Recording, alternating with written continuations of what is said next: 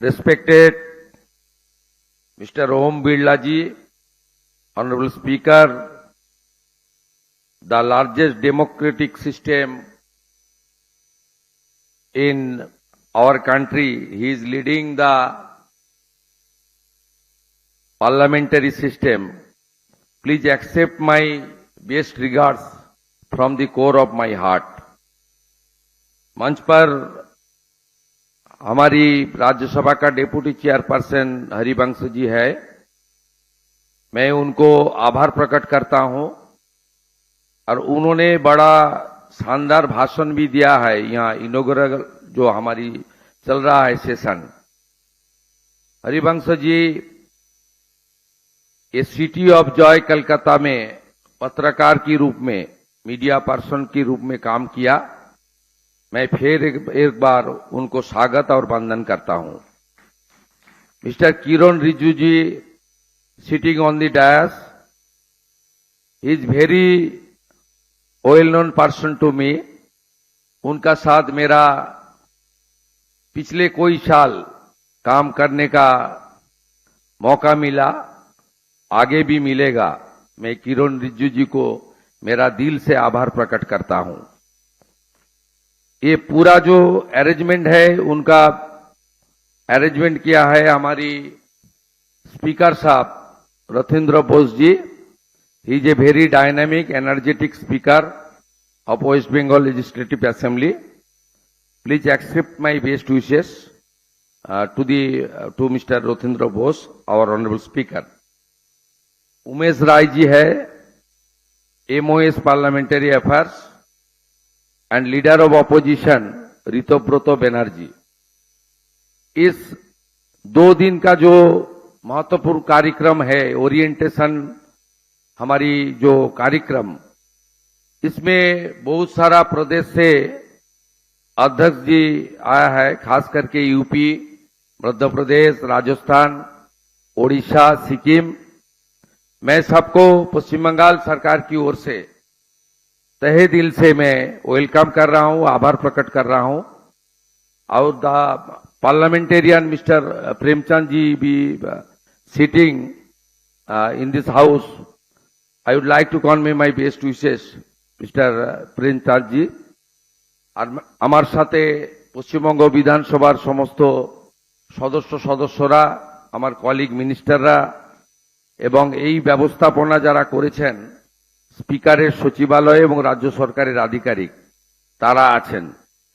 खास करके जो हमारी पार्लियामेंट से जो आधिकारिक लोग, पार्लियामेंट का सचिव से लेकर सब लोग ने इनको मदद किया है। इतना 1.5 महीने का सरकार है, असेंबली है, उसमें आप लोग इतना मदद किया, इसलिए इतना अच्छा कार्यक्रम, ए मीनिंगफुल ओकेजन ऑर्गेनाइज हम लोग किया। इसलिए लोकसभा सेक्रेटेरिएट को मैं दिल से आभार प्रकट करता हूं।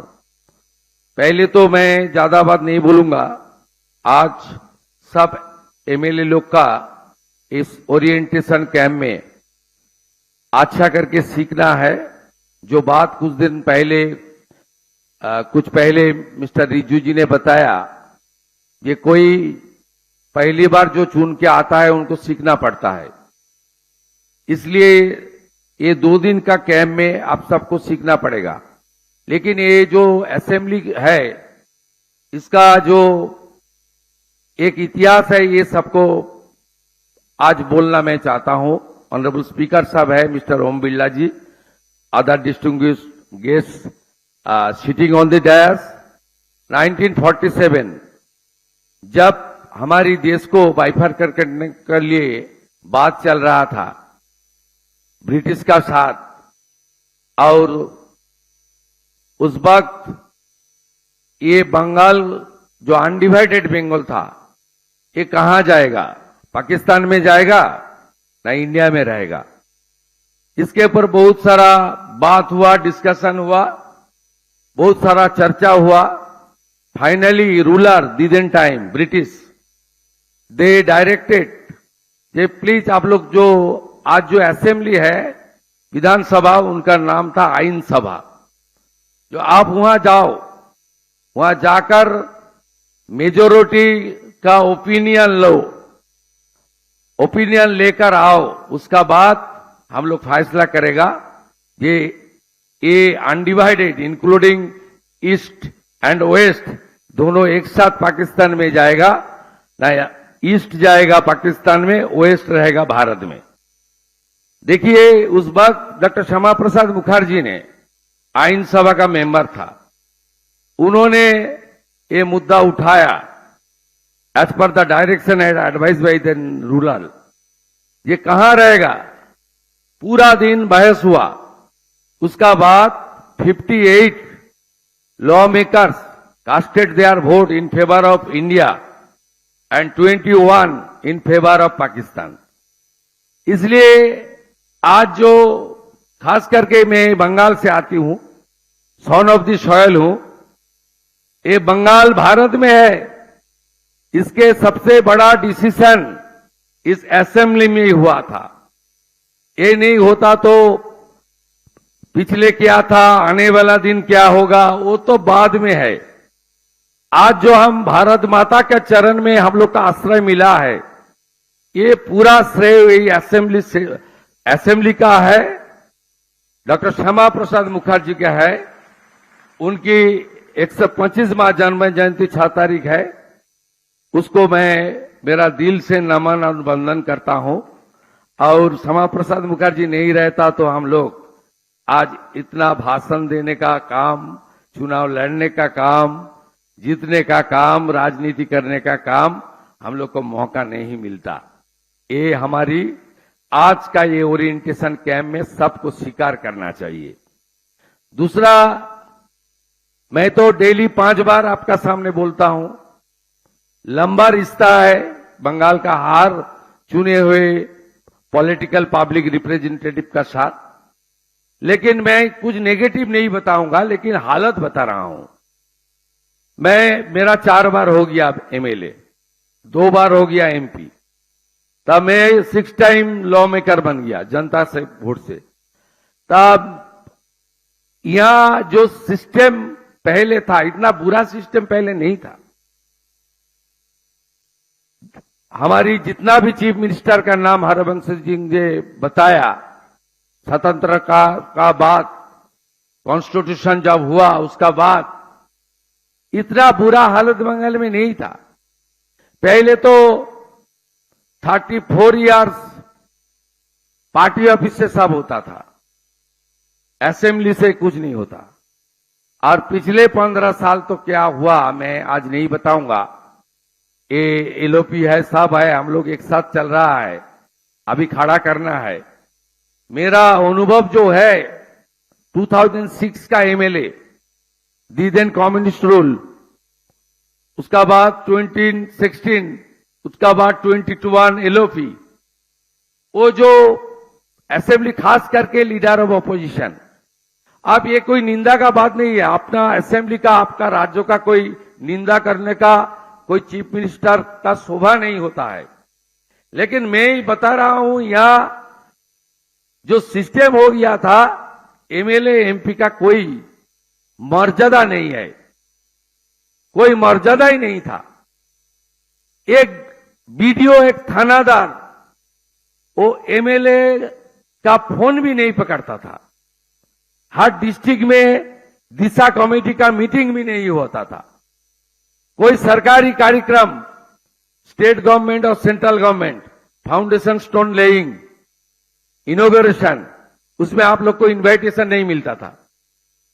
स्वतंत्रता दिवस, रिपब्लिक डे, स्वामी विवेकानंद जी का जन्मदिन, कवि गुरु रविन्द्रनाथ टैगोर जी का जयंती, बंगाल में सरकार की एक्सचेकर से जो कार्यक्रम होता था, उसमें कोई विधायक, वो विधायक कुछ विधायक को मिलता था, उनका पॉलिटिकल आइडेंटिटी को देखते हुए उनको इनविटेशन मिलता था। ये ठीक नहीं है। चुनाव होगा, चुनाव के दौरान पॉलिटिकल फाइट होगा।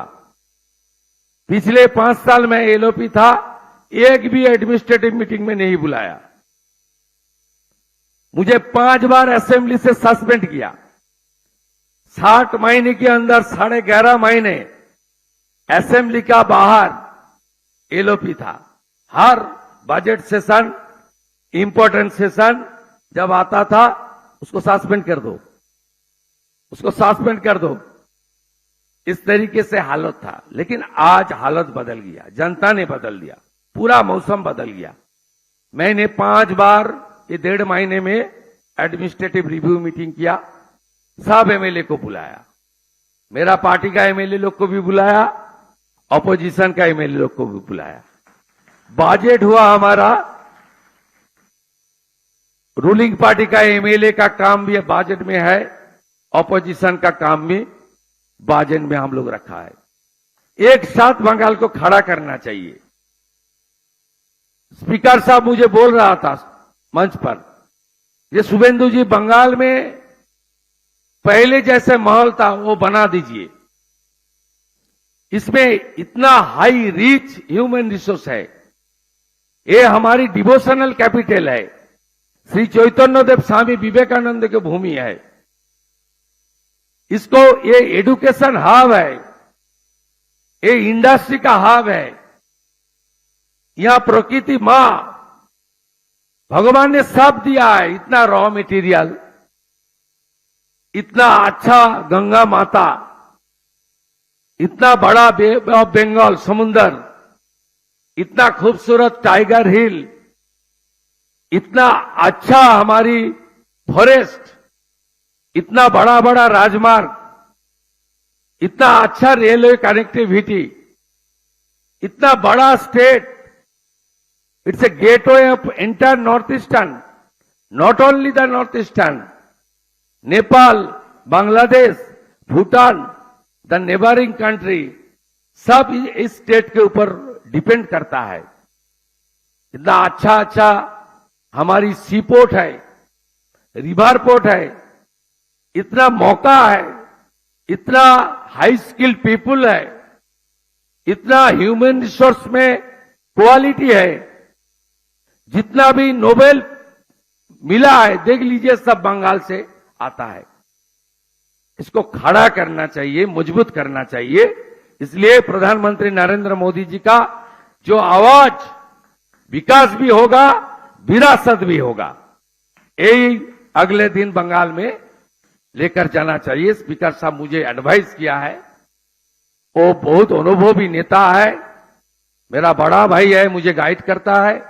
आने वाला दिन में बंगाल में डेमोक्रेसी को अच्छा मजबूत करना, पार्लियामेंट्री सिस्टम को अच्छा करना और हमारी एमएलए लोग को बहुत पॉपुलर बनाना, सरकार का साथ जोड़ के काम करना, ये सब में हम लोग काम करेगा। और हमारी असेंबली में बहुत सारा काम करना है। हम लोग आने का बाद में स्पीकर साहब को रिक्वेस्ट किया था, लाइव कर दीजिए ना, जिसको जो बोलना है जनता को देखने दीजिए ना, कि कौन क्या करता है, हम लोग क्या कर रहा है, देखने दीजिए। लाइव चालू हुआ, लाइव नहीं था।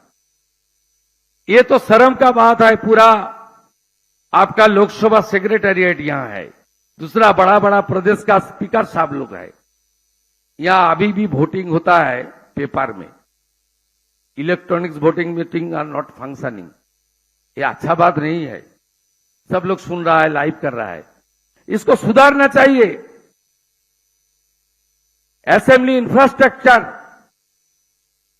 डिजिटल सिस्टम, किरण रिजिजू का लीडरशिप में जितना काम भारत के पार्लियामेंट में मोदी जी का मार्गदर्शन में हो रहा है, ओम बिरला जी का डायरेक्शन में हो रहा है, ये कुछ काम बंगाल में भी होना चाहिए।